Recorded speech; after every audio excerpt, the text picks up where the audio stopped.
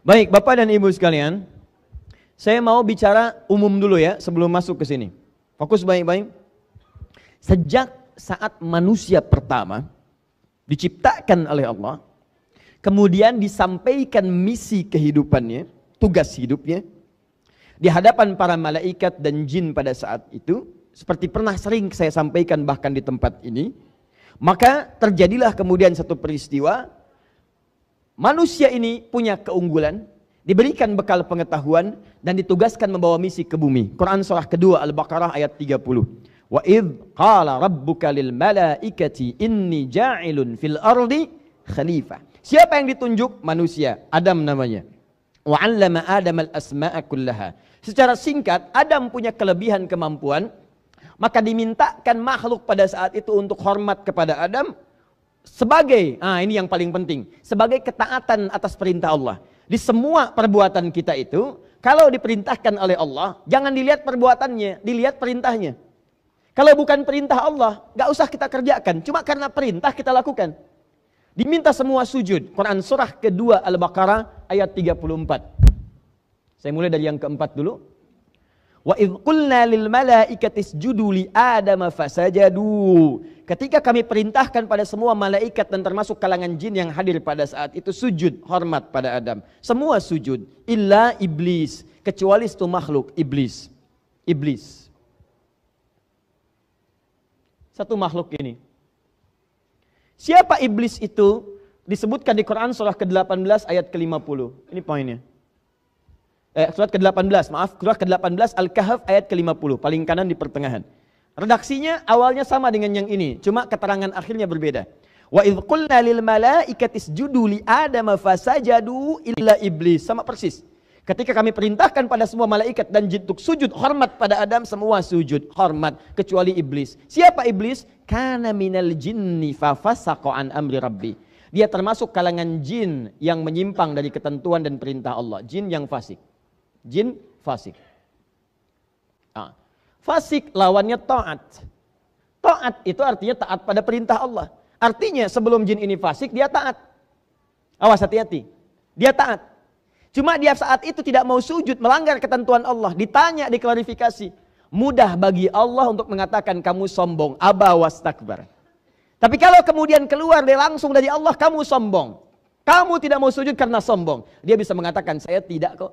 Maka caranya kata Al-Quran, perhatikan. Allah langsung menyampaikan klarifikasi lewat lisan jin ini supaya terdengar langsung oleh makhluk dan nanti dia tidak akan mengelak dari perbuatannya. Maka turun Quran surah ke-7 Al-A'raf dari ayat 11 sampai dengan 13-nya. Qala ma mana'aka alla tasjuda idh amartuk. Hei, kenapa kamu tidak mau sujud ketika aku perintahkan? Bukan sujudnya yang penting, tapi perintahnya. Ini perintah saya. Anda pun dalam sholat, kalau nggak mau sujud itu terserah. Anda sholat, tidak sholat, Allah nggak butuh dengan sholat Anda. Cuma ini perintah. Ketika Allah perintahkan, kita lakukan. Kata Allah, bukan karena sujudnya. Sujud itu nggak terlalu penting bagi saya. Ini perintah saya. Kenapa kamu nggak taat perintah saya? Apa jawabannya? Ana khairun minhu. Khalaqtani min narin wa khalaqtahu min tin. Saya lebih hebat dibandingkan dia. Kau ciptakan saya dari api, dia dari tanah. Tidak levelnya. Yang dari tanah itu harus disujudi oleh yang dari api. Api lebih hebat dibandingkan dengan tanah. Qala fakhruj, keluar kamu dari sini. Maka muncul, terlapisi dia oleh kesombongan-kesombongan. Sesuatu yang baik ditutup oleh yang jelek disebut dengan balasa. Yang tertutup ya disebut dengan iblis. Kalau yang jelek, aurat terbuka, jelek ditutup dengan yang baik, maka disebut dengan labisa. Tertutupnya disebut dengan libas. Makanya pakaian disebut libas. Karena pakaian menutup aurat yang tidak mau terbuka keluar. Tapi kalau yang baik ditutup oleh yang jelek, taat ditutup oleh fasik, maaf, rendah hati ditutup dengan sifat sombong, kejujuran ditutup oleh dusta, maka berubah kalimatnya di balasa, yang tertutup disebut dengan iblis. Makhluk ini disebut dengan iblis karena tertutup oleh sifat-sifat kesombongan pada saat itu. Yang jadi pertanyaan, ketika tertutup dengan kesombongan itu apa yang dia kerjakan pada saat itu? Karena sombong telah melekat pada dirinya, maka hidayah sulit datang kepadanya. Karena itu Allah haramkan sifat sombong, karena kalau sudah sombong melekat pada diri makhluk, maka sulit mendapatkan hidayah dari Allah Subhanahu wa taala. Orang sombong itu dapat nasihat susah, Pak. Diingatkan sulit. Karena itu Allah menyampaikan dalam hadis qudsi, diharamkan kesombongan. Kesombongan, keagungan itu jubahku. Siapa yang berupaya untuk mendapatkan jubahku, mengenakan jubahku, maka haram bagi yang mencium bau surga.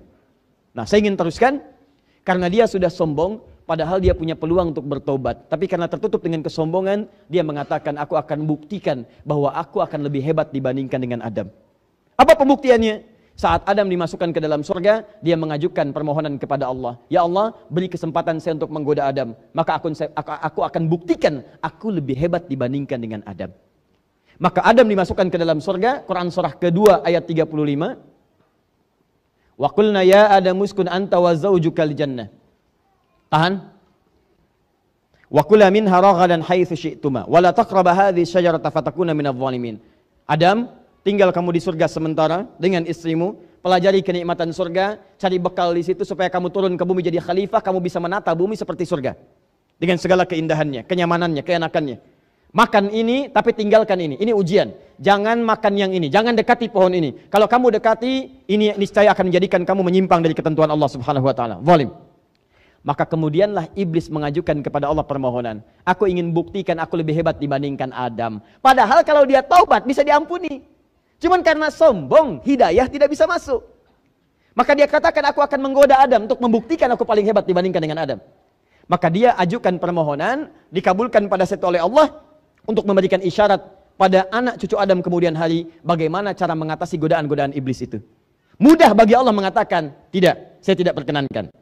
Tapi kalau tidak diperkenankan pada saat itu, kita tidak punya pengetahuan, tidak punya pengalaman bagaimana cara menaklukkan iblis saat Adam dan anak cucunya turun ke bumi untuk menjalani misi kehidupan di bumi sebagai khalifah. Karena itulah kemudian iblis mulai menggoda Adam, saat menggoda itulah namanya berubah. Perhatikan baik-baik. Namanya berubah dari iblis jadi setan. Di sini saya perlambat keterangannya. Ya, maaf tadi saya agak cepat sampaikan supaya cepat sampai ke tujuan.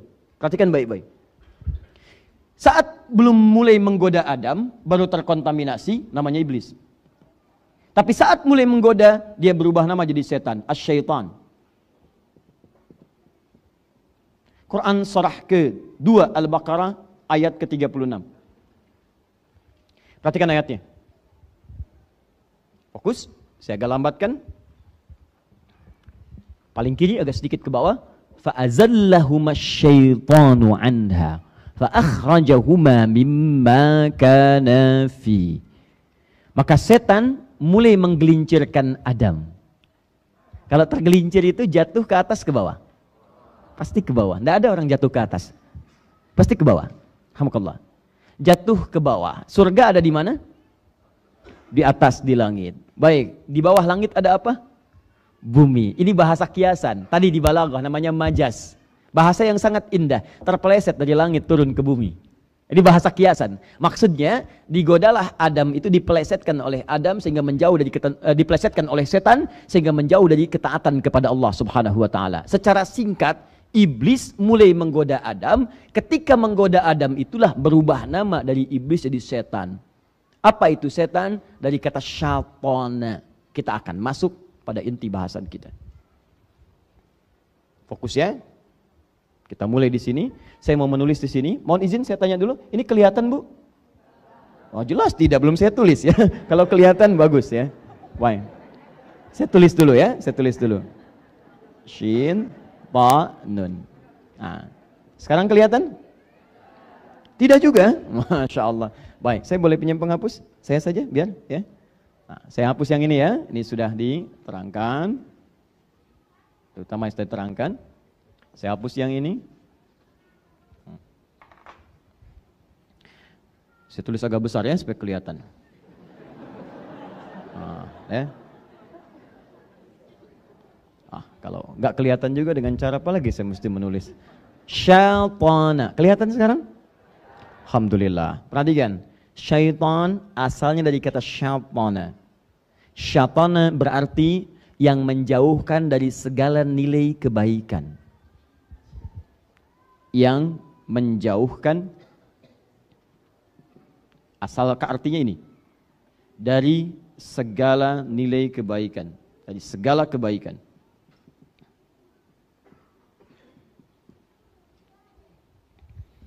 Jadi kalau Anda akan mengerjakan kebaikan, tiba-tiba ada sesuatu yang menjauhkan, jangan lakukan, jangan kerjakan, tinggalkan itu. Itu pekerjaannya saat membisiki Anda atau mengajak Anda menjauh disebut dengan syaitana. Kalau syatona ini melekat pada satu benda atau makhluk, hidup ataupun mati, atau dimanfaatkan untuk menjauh dari nilai kebaikan, maka berubah kemudian makhluknya berubah dari syatona jadi syaitan. Kalau itu melekat pada satu makhluk sifat syatona, maka makhluk yang berubah nama jadi syaitan. Jadi syaitan artinya makhluk atau sosok atau bahkan sifat yang menjauhkan seorang hamba dari segala nilai-nilai kebaikan. Ini sifatnya. Kalau melekat pada satu makhluk, maka makhluknya disebut apa? Syaitan.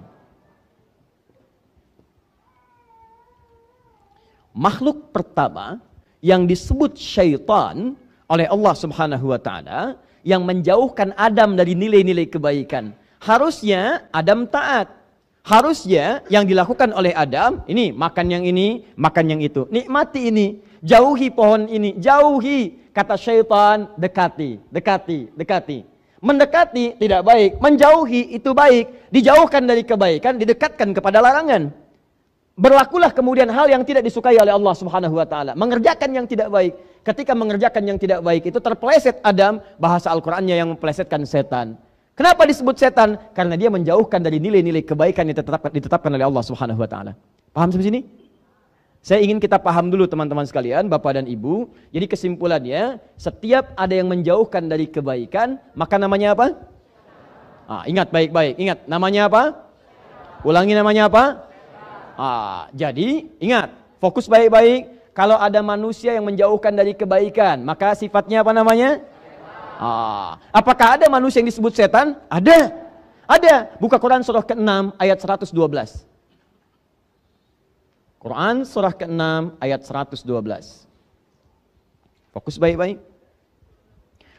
Al-An'am ayat 112, paling kiri sebelah atas. Ya. Awal juz yang ke-8. Wa kadzalika ja'alna likulli nabiyyin aduwwa syayatinal insi wal jin. Yuhi ba'duhum ila ba'din zukhrufal qawli ghurura. Ada ayatnya? Demikianlah kami tetapkan, kami jadikan bagi setiap nabi itu punya musuh. Siapa musuhnya? Golongan-golongan setan. Apa yang dimaksud setan? Tadi saya kembalikan, yang menjauhkan dari nilai-nilai kebaikan. Saya tanya pada Bapak dan Ibu, maaf ya, saya tanya dulu sebentar. Kalau nabi ngajak pada kebaikan atau keburukan?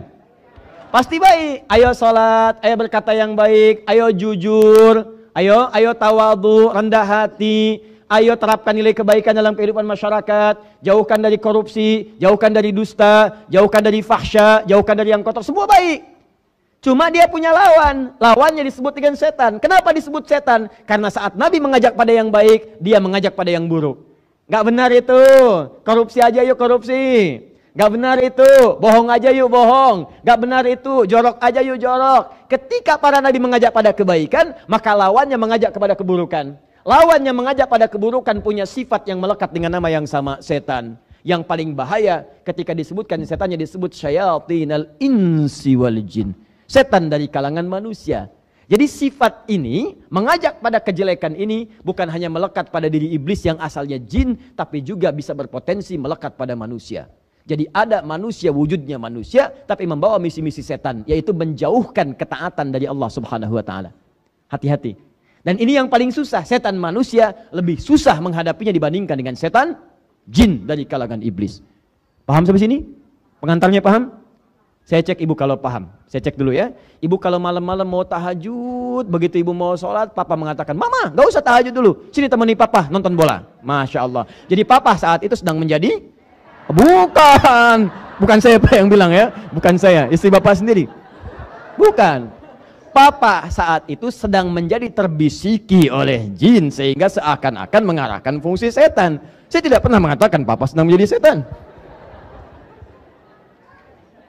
Hati-hati ya, hati-hati. Jangan salah menyimpulkan sekarang banyak pernyataan-pernyataan yang kalau dikaji dari ilmu mantik premisnya salah sehingga kesimpulannya tidak tepat.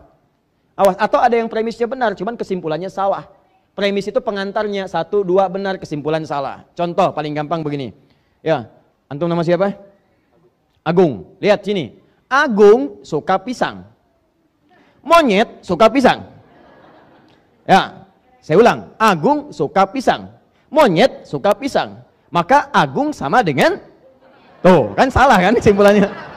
Salah kesimpulannya. Maka agung sama-sama suka pisang, gitu. Kalau antum katakan agung sama dengan monyet, antum yang salah. Nah, itu banyak, itu kalimat seperti sederhana, tapi sekarang jadi permainan.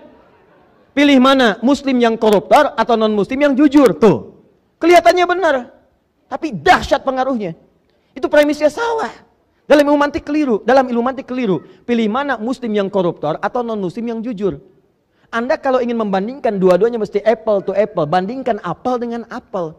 Kalau ingin bandingkan non muslim yang jujur, bandingkan pula dengan muslim yang jujur. Yang tidak jujur bandingkan dengan yang tidak jujur lagi, sehingga seimbang perbandingannya. Apa tidak ada 200 juta lebih di Indonesia muslim yang jujur? Tuh, kalimat seperti itu kelihatan sederhana tapi dahsyat itu, pengaruhnya luar biasa. Nanti ada ayatnya di Quran surah ke-2 Al-Baqarah ayat 204, paling kiri sebelah atas. Hati-hati. Kata Al-Quran, ada orang-orang ketika bicara, kata-katanya begitu menarik, retorikanya begitu cantik, tapi maksudnya itu menjerumuskan Anda pada keburukan. Wa minan nasi may yu'jibuka qawluhu fil hayatid dunya wa yushhidullaha 'ala ma fi qalbihi wa huwa aladul khisam. Ada di antara orang-orang kata-katanya begitu bagus, kadang-kadang membawa nama Allah, ya. Masya Allah, semua agama sama, menuju pada Tuhan yang sama, cuman caranya beda-beda. Ayatnya diambil, ini Al-Baqarah ayat 62, dipotong ayatnya, seakan-akan semuanya benar, padahal dia musuh yang paling nyata. Agung? Baik. Kita belum mulai. Sekarang perhatikan baik-baik. Lihat sini, lihat. Tadi setan dari kalangan siapa satu? Jin. Awas, hati-hati ya, jin. Lihat cara kerjanya. Saya terangkan ini dulu, nanti baru ke sini sehingga Anda paham. Nanti di ujung baru Anda mengerti apa yang saya maksudkan. Ya. Satu jin. Kedua apa tadi? Manusia, ins, ya, al-ins. Fokus. Apa artinya jin? Awas, ini selalu satu paket di Al-Quran, selalu satu paket. Seringkali jadikan sepaket. Setiap ada jin, ada ins. 18 kali pasangan ini disebutkan dalam Al-Quran. Ya ma'syaral jinni wal wa ma khalaqtul jinna wal. Dan kalau ini dijamakkan, ini ikut jamak. Ini jamaknya jinnah, jinnatun. Ini jamaknya nasun. Disebutkan 241 kali. Begitu jinnah disebut, nasnya ikut. Minal jinnati. Perhatikan baik-baik. Ini jin, ini ins. Dalam bahasa Arab, satu kalimat yang dimulai dengan huruf jim dan nun, itu menunjukkan sosok yang tidak nampak, tersembunyi. Tidak nampak, tersembunyi. Contoh. Setiap ada jim dengan nun di awalnya, itu menunjukkan yang tidak tampak. Surga apa bahasa Arabnya? Jannah. Kenapa disebut jannah? Karena saat ini belum nampak dalam pandangan kita. Ibu di dalam rahimnya ada janin kalau mengandung. Kenapa disebut janin? Karena tidak nampak dalam kasat mata kita. Apa pernah ada seorang perempuan mengandung kelihatan dari luar? Itu lihat janinnya gerak-gerak. Tidak nampak. Jin kenapa disebut dengan jin? Karena saat diciptakan fitrahnya tak nampak dalam pandangan kita. Jadi fitrah jin itu saat diciptakan tersembunyi. Tidak ada jin yang senang nampak. Makanya kalau ada jin melakukan penampakan, itu jin sedang keluar dari fitrah. Jin bermasalah, Pak. Yakin, jin bermasalah. Ya. Yang paling banyak masalah adalah manusia-manusia yang cari penampakan jin. Itu pasti lebih punya masalah. Pasti itu. Ya, hindari orang itu. Karena dia mencari jin yang bermasalah, maka manusia itu pun akan mendapatkan masalah. Awas, hati-hati, karena fitrah jin tersembunyi. Saya turunkan pada Anda, itu punya 3 arti. 1, tidak nampak. 2, kasar. Tidak ada jin yang sopan. Silahkan cek, apa pernah ada orang kerasukan jin datang ke pengajian? Ustadz Adi izin ikut ngaji? Nggak ada. Orang kalau kerasukan jin, kalau bukan kata-katanya meracau, tindakannya mengacau. Keluar kata-kata yang tidak bagus, tindakan yang tidak baik, itu jin. Penampakannya itu tidak menyenangkan, sifatnya kasar, tidak lembut. Sebaliknya manusia. Awas, ins. Kenapa disebut dengan ins? Makna pertama, lawan dari kata jin, nampak. Nampak, terlihat. Makanya manusia saat dilahirkan, suaranya, tangisannya terdengar, wujudnya ada. Tidak pernah ditemukan kemudian, maaf, didengar suaranya, bayinya nggak ada. Mana ya, nggak ada. Silahkan cek. Nampak. Karena itu fitrah manusia dalam kehidupan itu selalu nampak. Jadi kalau ada manusia senang sembunyi-sembunyi, maka dia sama dengan bukan tuh kan? Udah salah lagi ambil kesimpulan. Bukan. Sama dengan sedang keluar dari fitrahnya. Bukan sama dengan jin. Sama dengan sedang keluar dari fitrahnya. Pasti manusia ini sedang punya masalah. Seperti jin menampakkan diri atau melakukan penampakan sedang punya masalah, maka manusia yang senang sembunyi-sembunyi pasti punya masalah dalam hidupnya. Silahkan ibu cek. Biasanya papa masuk lewat pintu depan, sekarang sembunyi-sembunyi lewat pintu belakang. Handphone sembunyi-sembunyi, bawa kamar mandi, buka-buka gitu kan di situ. Sembunyi-sembunyi. Masuk kantor sembunyi-sembunyi. Ke masjid sembunyi-sembunyi. Tiba-tiba keluar lewat kotak infak, ya dan sebagainya. Nah,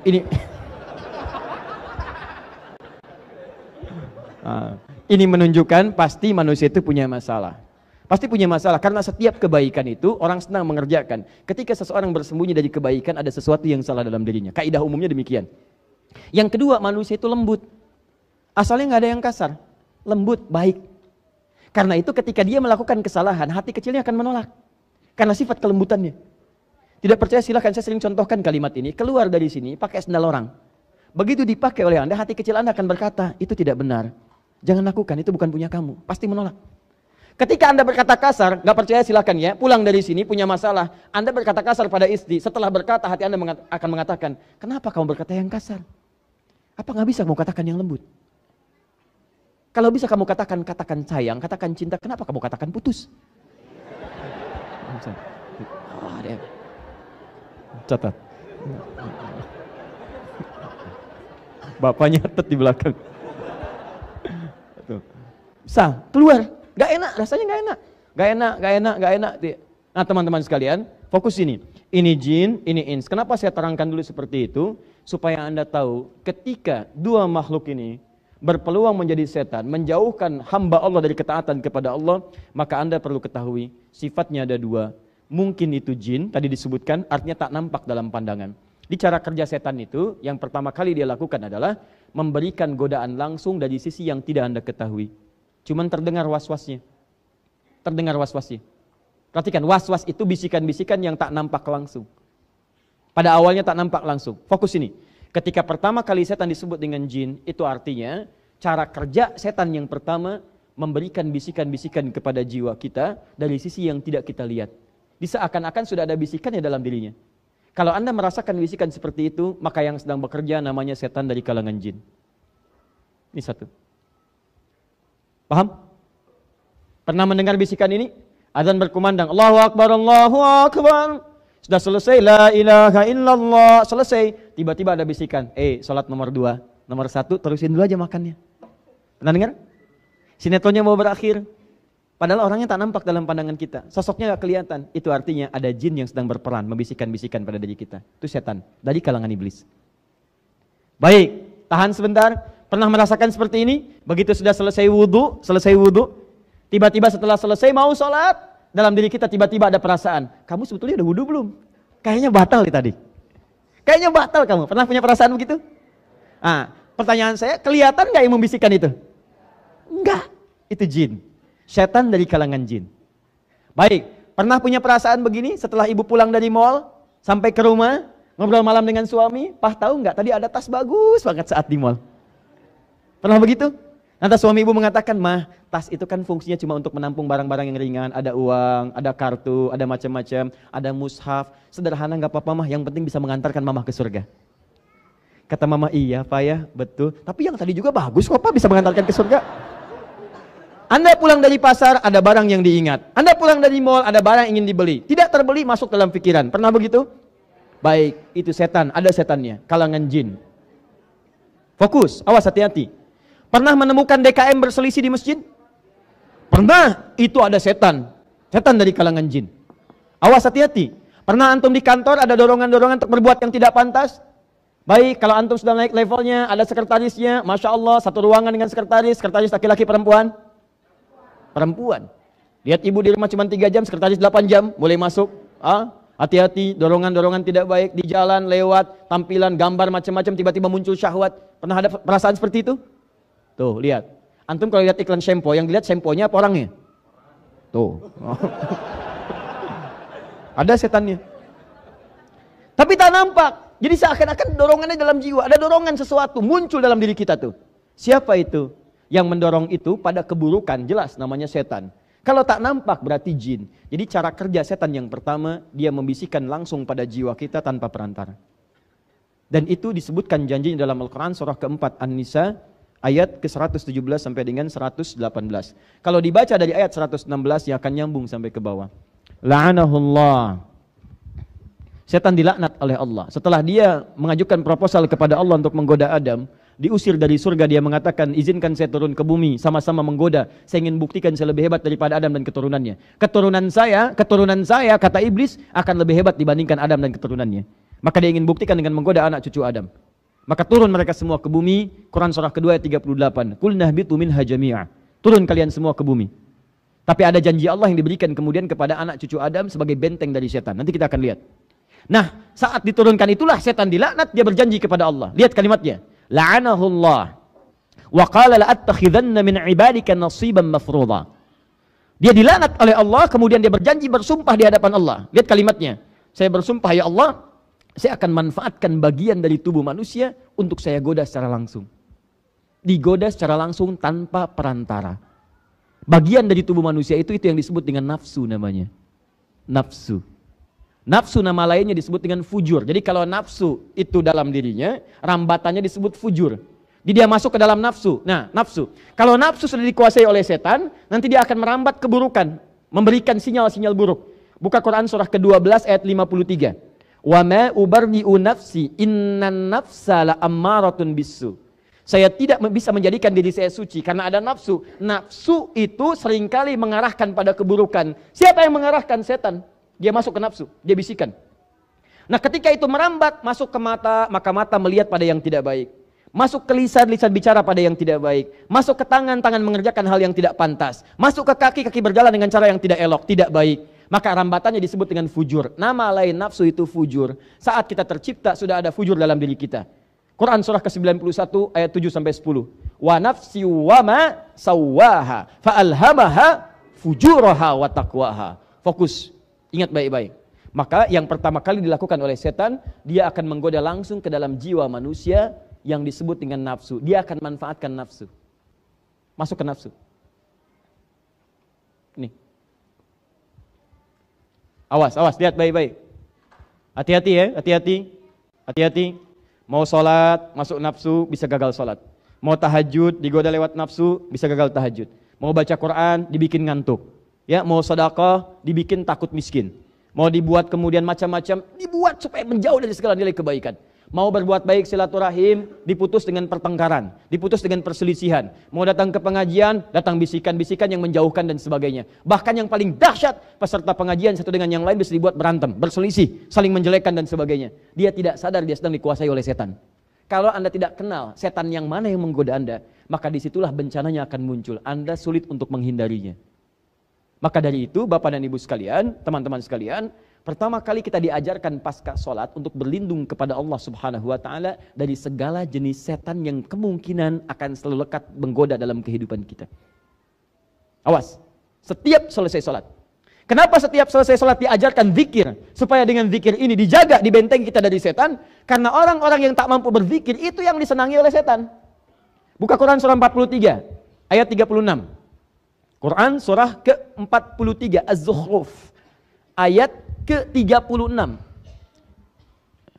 Wa may ya'shu an dzikrir rahmani nuqayyid lahu syaitana. Awas, hati-hati. Fa huwa lahu qarin. Awas, awas, awas. Di sini Anda nanti mendengar ada istilah jin qarin. Fokus baik-baik. Wa may ya'shu an dzikrir rahmani, siapa yang abai dengan berzikir kepada Allah yang Maha Rahman. Enggak suka zikir. Pasca salat enggak mau zikir. Mau tidur enggak mau zikir. Bangun tidur tidak zikir. Awas, hati-hati, duduk susah zikir. Orang duduk zikir, bangun zikir, berbaring zikir. Alladzina yadhkurunallaha qiyaman wa qu'udan wa 'ala junubihim. Dia enggak mau zikir. Nah, setan itu akan lebih mudah menggoda orang yang tidak senang zikir. Enggak usah dibisikin, colek dari jauh aja. Udah maksiat.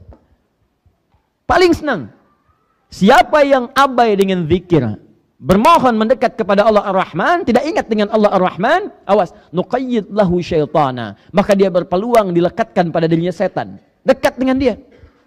Jadi kalau Anda ingin lihat teman-temannya setan, gampang, lihat orang yang anti zikir. Lihat orang yang tidak suka berzikir. Zikir itu banyak. Banyak zikir. Salat itu zikir. Salat itu zikir. Dalilnya Quran surah ke-20 ayat ke-14. Innani anallahu la ilaha illa ana fa'budni wa aqimis salata li dzikri.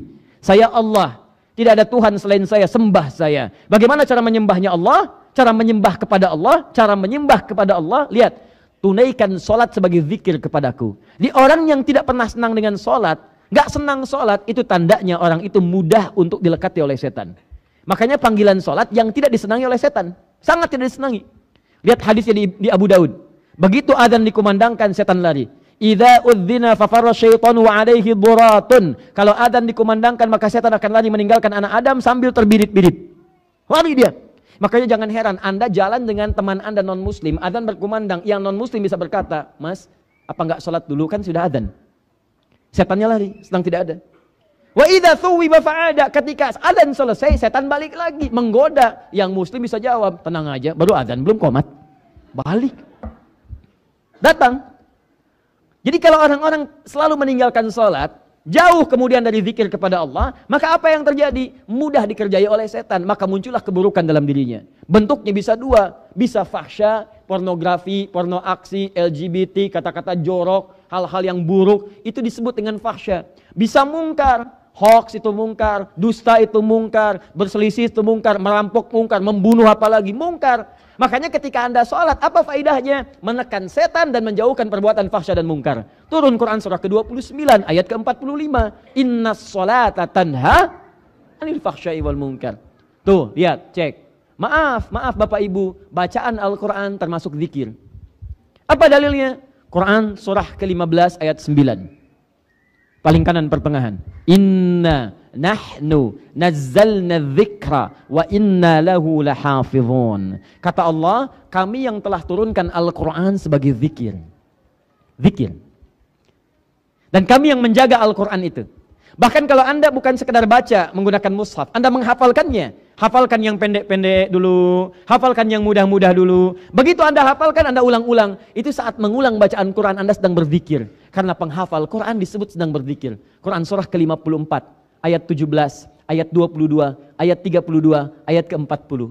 Walaqad yassarnal Qur'ana lidzikri fahal mim muddakir. Kami mudahkan Al-Quran untuk diingat, dihafalkan. Ketika Anda menghafal Quran sedang disebut sebagai zikir. Zikir, zikir, zikir. Nah, jadi kalau Anda sering baca Quran, apalagi sering menghafal Quran,